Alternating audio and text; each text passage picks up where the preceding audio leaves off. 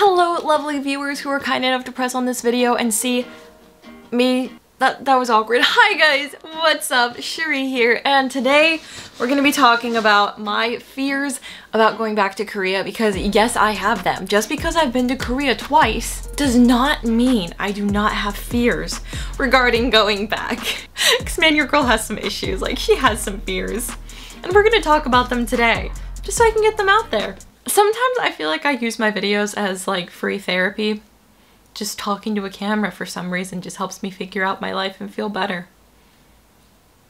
It's very interesting, I know, but that's not what we're talking about today. We're not talking about my issues. We were talking about my fears, just my fears, not all my other issues. Let's just get right on with the video and let's talk about things I'm scared of. So most of my fears this time, I'm not gonna lie, they have to do with teaching English in Korea, like teaching at the Hagwon that I got hired at. I am so scared about it on so many different levels. Cause like I've heard freaking horror stories, guys, about teachers teaching at a Hagwon and being mistreated and overworked and just like all this stuff and being asked to do so much more than what was on the contract and everything like that, and that scares me.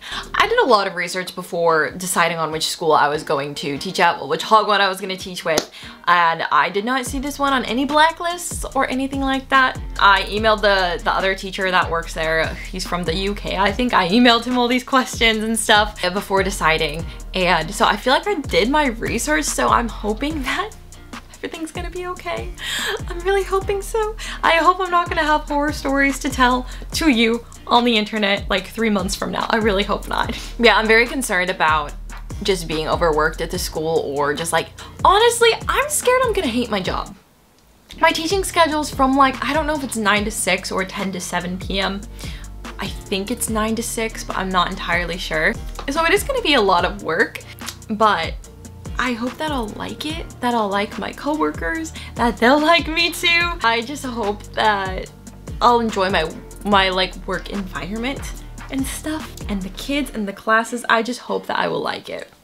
And it's my fear that I'm not going to. I am so scared about it and it's freaking me out, but I just need to trust that everything's gonna be okay, that I will be fine. And like what's making that fear even more heightened is that I signed a contract for a year, and I'm sure that I can get out of the contract. Like I just need to like talk to the school about it if I want to get out of it, but like, you know, it's pretty set on a year, and that's a big commitment, and I'm just afraid that I'm gonna spend my whole year in Korea just hating my job and being overworked.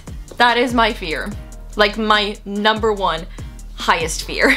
So just getting that out there. I'm really scared about it, but I'm hoping it'll be okay. I am hoping so. This next fear kind of stems off from that first fear, but I'm afraid that like my job's gonna take over my life so much that I will not be able to create good YouTube content for you guys. Because like one of the reasons that I'm going to Korea is to create content for you guys and for myself. I really love making YouTube videos. They're so much fun and I have a lot of fun with them, and I want to make sure that I have time to do that and not like overwork myself, but actually really just enjoy it and make good videos for you guys. And I'm afraid that I won't have the time to do that, I guess. I guess I could say that I'm afraid of my work-life balance not being good.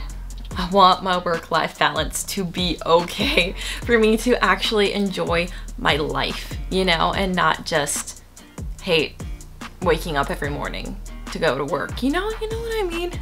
I think I'm scared of that because like I've been experiencing that a lot this year. I've kind of just been experiencing this where like it's really hard for me to wake up and like go to my job, and because I haven't been liking it. Like the last job that I had was online, so I technically could work whenever I wanted to, but I'm too extroverted for that job. Like I need to get out of my house and go and meet people and talk to them and like get that sort of satisfaction from my job and online. So it was just like a very hard time for me having to wake up every morning and just get on my laptop for like 6 to 8 hours a day. It was very difficult. And so I feel like the past like year I've kind of just like hated work, or hated my job in a sense. Like it was a good job and I got so many benefits from it and it really worked for me when I had it, but it was really hard to handle it just because of the type of person that I am. And so I just like, I'm afraid that that's going to continue when I am in Korea. Even though I'll be going somewhere, I'll be talking to people, I'll be teaching, those things I'm really thankful for. I'm just still afraid that I won't have a good work-life balance, that I'll be work too hard and stuff like that, and that I won't be able to focus on YouTube, which is one thing that I really want to do when I'm in Korea. So yeah, that's a fear of mine. I'm also kind of just worried this fear is gonna go away like once I finish quarantine in Korea, but I'm just afraid of that whole process of like once I get to Korea, having to be tested, having to like download this app and then do like daily updates about COVID, having to get tested multiple times for COVID while in quarantine, dealing with like a SIM card, getting a Korean number, ordering delivery while I'm in quarantine, and just all that stuff that comes along with going to Korea right now during COVID. Like, I'm afraid of getting the wrong COVID test because I haven't gotten my COVID test when filming this video yet.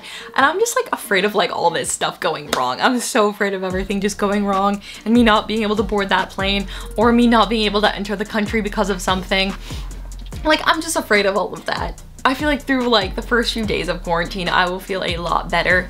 I'm just like nervous because I've never experienced something like this before. Even when I traveled to England at the beginning of the year, it was not like this at all. And I'm thankful that Korea is the way it is. Like, I'm really thankful they have a really good system that they're doing. But I want to make sure that I do it right, and I'm afraid that I may mess up. So I'm trying to be very careful as I plan this. But yeah, it is a worry of mine. The next fear that I wrote down, because I like made a sort of script for this, but the next fear that I wrote down was that I'm just afraid that I'll be sad in Korea. Like, I'm afraid that the majority of my time I'll be sad, and I don't want to be sad. But I'm afraid, I feel like that I just like won't get out of Korea what I want to. Like, I'm afraid that I'm just going to be shy and just like hide myself in my apartment all the time and not get out and like make friends in a safe way. And just, yeah, socialize and be with people and go out and do stuff. I'm afraid that, yeah, I'll just spend my time either at work or at home. And that is something that I can control, so I'm really happy about that. I can control doing stuff. That's why like I do want you guys to give me challenges to do in Korea, and I want to give myself challenges for things that I want to do while there so that I can actually get out and like do the things that I want to do and feel not sad. You know? Yeah, and I know that's kind of like an irrational fear of mine, like just like I'm afraid of feeling sad. But I mean generally sad, not like, oh, having bad days. I know that's gonna happen, but I just don't want to feel like super duper sad like in the long term. You know what I'm saying? So yeah, that kind of brings me to my last fear, which might seem like an irrational fear, and hopefully it is, but I've just always had this fear wherever I go. I am afraid of being lonely. And I know I have friends in Korea that I can meet up with. I have people and stuff like that, but I'm still afraid of being lonely.